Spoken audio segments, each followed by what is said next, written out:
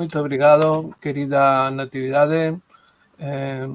Profesora Elsa, felicidades por este seminario, que é excelente. Muito obrigado, profesora Cristina, y todo el equipo del Plan Nacional de Lectura. Y yo voy a intentar resumir para todos los colegas algunas reflexiones que como profesores y como ciudadanos simplemente pueden sernos útiles en este momento de sufrimiento, este momento complejo, ¿no?, que tenemos a nivel de pandemia, pero que, como dice la palabra, todas las crisis son también oportunidades, ¿no? En ese sentido, simplemente Natividad lo ha explicado muy bien. Recordar que RIUL es una red temática universitaria dedicada a la lectura y la escritura. Por eso nació hace unos 14 años y la verdad es que ha sido un proyecto de éxito porque se ha basado en una idea muy simple, ¿no? Universidad, totalidad, universum. A pesar de que la gente, los ciudadanos normalmente asocian a la universidad a formación de un químico, un profesor, un jurista, es su función, pero también su función es crear ciudadanía, crear ciudadanos letrados, ¿no?, como diría Roger Chartier, ¿verdad? En ese sentido, el lema es muy acertado, Elsa, hay que crear un superlector, claro, en el sentido que ya Miñolo comentaba, de un lector experto, que yo siempre comento a mis alumnos que no es un lector erudito. Un lector experto significa un lector con muchas experiencias de lectura.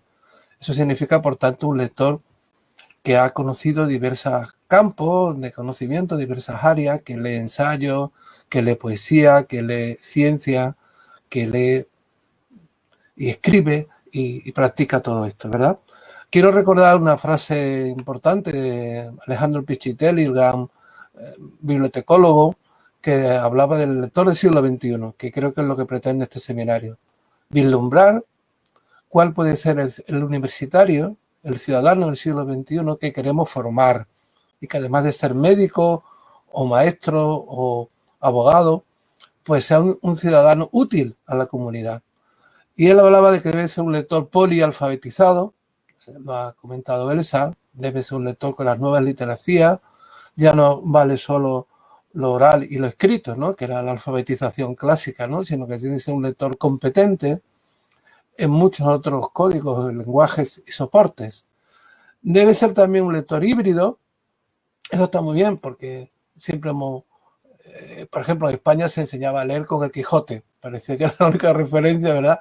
Y eso ha creado como una alergia muchas veces, ¿no?, porque no se hacía bien. Los clásicos solo, si no hay una preparación didáctica, tampoco son per se la única solución, ¿no? Y otra palabra que utiliza Pichitelli, que a mí me gusta mucho, son anfibios. Anfibio significa que es un lector, como le pasó a Cervantes, ¿no?, a Rabelais, a caballo entre dos mundos. Ahora estamos entre dos mundos, estamos entre el mundo de lo analógico, que parecía que que estaba muriendo, y el mundo de lo digital. Pero ahora resulta que con la pandemia estamos viendo que, en fin, necesitamos más que nunca otra vez el contacto humano, otra serie de cosas que tenía, ¿no?, el aire libre, la plaza pública, es decir, que el confinamiento no es una solución a largo plazo, ¿no? Bien, todo eso es la nueva cultura letrada. Esta palabra de Chartier, que a mí tanto me gusta decir, la cultura letrada ya no es solamente la basada en la escritura, en los grandes libros, canon, o en la oralidad sagrada, ¿no?, que practicaba Sócrates, o cualquiera de estos grandes maestros que no escribían, sino hablaban, ¿no?, sino está basada en esta nueva idea.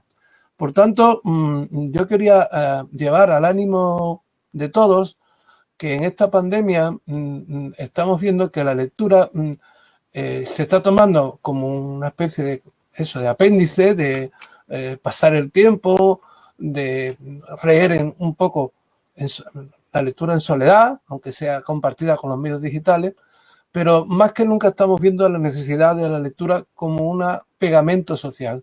Esta idea tan importante, ¿no? Es un medio de socialización, que aquí ya se ha dicho, que de alguna manera nos reintegra, ¿no? Entonces eso es muy importante.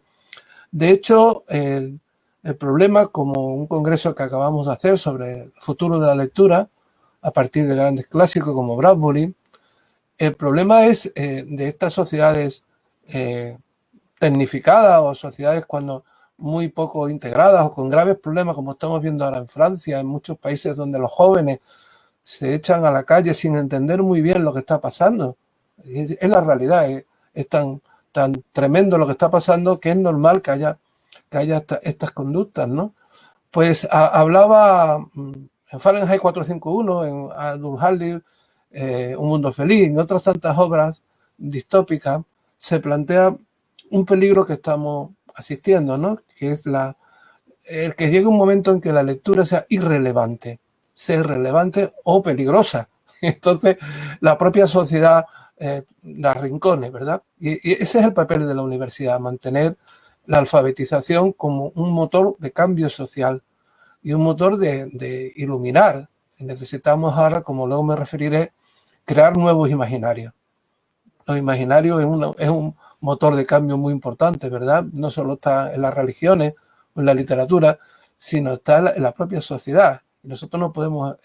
El imaginario de la pandemia está creando graves problemas de salud, de miedo, de desconcierto. Entonces nosotros como sociedad necesitamos vislumbrar otras conductas, otras actitudes, ¿no? Cooperativas, otras actitudes solidarias, otras actitudes de algo que es muy importante, ¿no? De esperanza, de promover la esperanza, que es un valor muy, muy importante que está en la lectura, en los cuentos de hadas, en miles de lecturas, ¿verdad? Yo quería ir terminando indicando que efectivamente Riul nació con una vocación integradora, transversal. Nosotros creemos que la lectura no es algo de letras ni de ciencia, sino es algo, como diría Chartier, el hombre letrado, la persona letrada. Y entonces necesitamos, en esta nueva cultura, hacer este discurso integrador.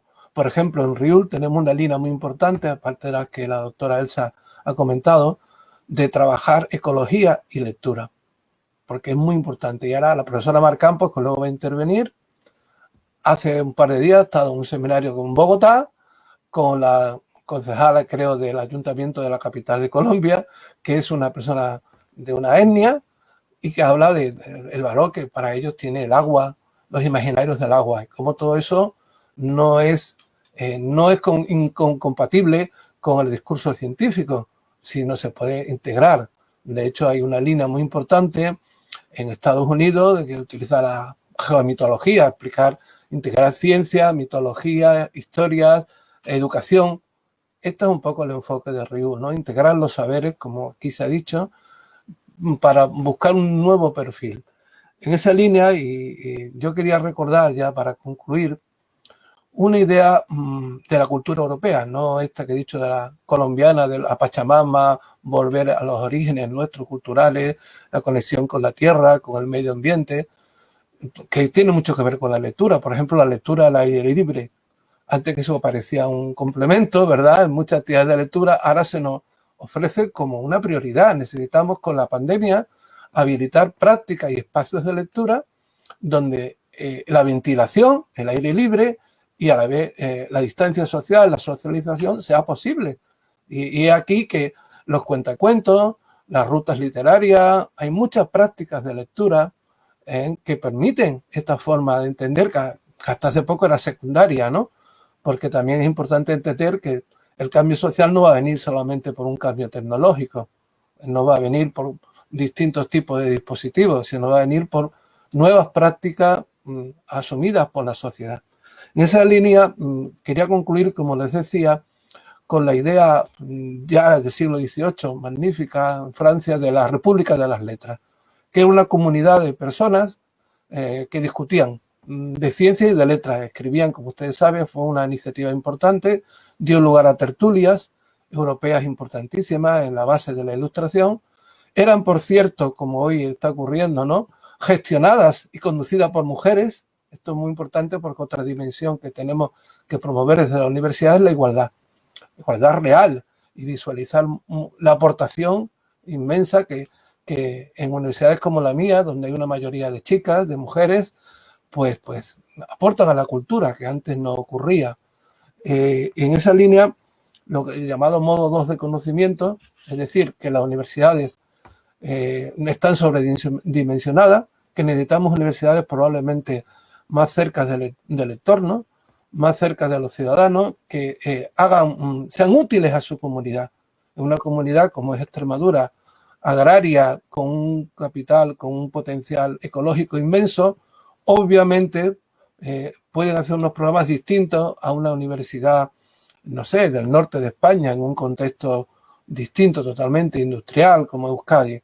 Bueno, pues ese es un poco ir contra, como ven, conciliar los extremos, ¿no? Hay que buscar la excelencia, que se nos dice en la universidad, pero hay que buscar también la responsabilidad corporativa. Y ahí quería acabar poniendo un ejemplo que a mí me parece muy pertinente, el modelo de aprendizaje-servicio. Nosotros podemos usar a nuestros estudiantes para hacer las prácticas tradicionales. Que las prácticas tradicionales, en el caso, por ejemplo, de un maestro, no sé en Portugal, pero en el caso de España se circunscriben a hacer prácticas en los colegios, en actividades regladas, sin dar clases con apoyo de un tutor, ¿verdad? El modelo de aprendizaje-servicio nos enseña que un mediador, una persona, no solo un maestro, probablemente un filólogo, un abogado, cualquier universitario, debe estar formado para dar servicios a la comunidad, que puede ser simplemente una lectura en voz alta a personas, no tienen que ser enfermos, una lectura en voz alta en este contexto a niños, en fin, a determinados sectores de minoría o personas en situación de exclusión social, es una prioridad porque estamos viendo, no sé, en Portugal, en España salen reportajes terribles sobre madres con las colas de alimentos. Se está disparando la pobreza y parte de esa pobreza también es una pobreza de conocimiento. No podemos abandonar a todas esas comunidades que no pueden ahora acudir a la cultura como un bien, un consumo de antes, ¿verdad? Por tanto, y ya concluyo, creo que el objetivo de RIUL a largo plazo, yo me congratulo mucho de que el Plan Nacional de Lectura comparta esa visión con nosotros, es crear comunidades de académicos internacionales, que tengan una visión amplia, que a la vez, lógicamente, atiendan sus entornos y las necesidades de cada país, de cada territorio, pero que aprendamos todos, ¿no? Y además con un componente también que no me resisto a indicar, cultural, porque estamos en una sociedad donde lo anglosajón, por ejemplo, el modelo de calidad de universidades, los rankings de universidades, pues siempre aparecen las mismas, porque probablemente los criterios para crear esos rankings son muy anglosajones, ¿verdad? Como las revistas de impacto, etcétera, ¿no? Nosotros tenemos una comunidad iberoamericana amplísima, enorme, con un potencial. En el último congreso que hemos tenido había personas que participaban de muchos de estos países que decían que no tenían dinero, que estaban pasando circunstancias durísimas, pero que ellos querían participar. Entonces ese capital humano para mí es inmenso y enlaza para mí con esta idea, en fin, de patrimonio cultural. Es decir, todo internacional, pero dado que estamos en un mundo gobernado en gran medida con prevalencia de países y de cultura anglosajona, nosotros creo que la cultura latina en general, por ejemplo, en actividades, cuando hablaba de otros países, debo comentarles que tenemos italianos, rusos, porque el hispanismo es muy importante en Rusia, y ahora van a entrar a universidades chinas. Bueno, pues un modelo alternativo. Nosotros creo que debemos crear cultura desde nuestra cultura universitaria, desde nuestra condición de países latinos, de países del sur, o como lo quieran expresar, ¿no? Con el máximo respeto y sin renunciar, por supuesto, a una comunidad internacional.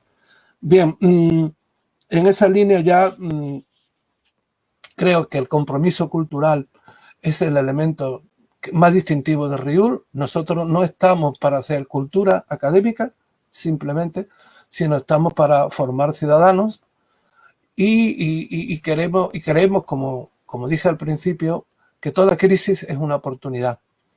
La oportunidad que ahora tenemos es refundar que para eso refundar muchas de nuestras prácticas de lectura, convencer, y me alegro mucho de la presencia de la profesora Cristina, de la profesora Elsa Conde, para que las autoridades, los equipos rectorales, nuestros gobiernos, se den cuenta que la lectura no es un complemento, no es un bien más, sino que es algo fundador de la comunidad. Pero claro, para eso hay que dejar que la lectura consiga penetrar, ¿no? Y formar buenos universitarios. Ese es un poco el resumen. Nos debemos a nuestras comunidades y el objetivo nuestro debe ser formar superlectores. Muchas gracias.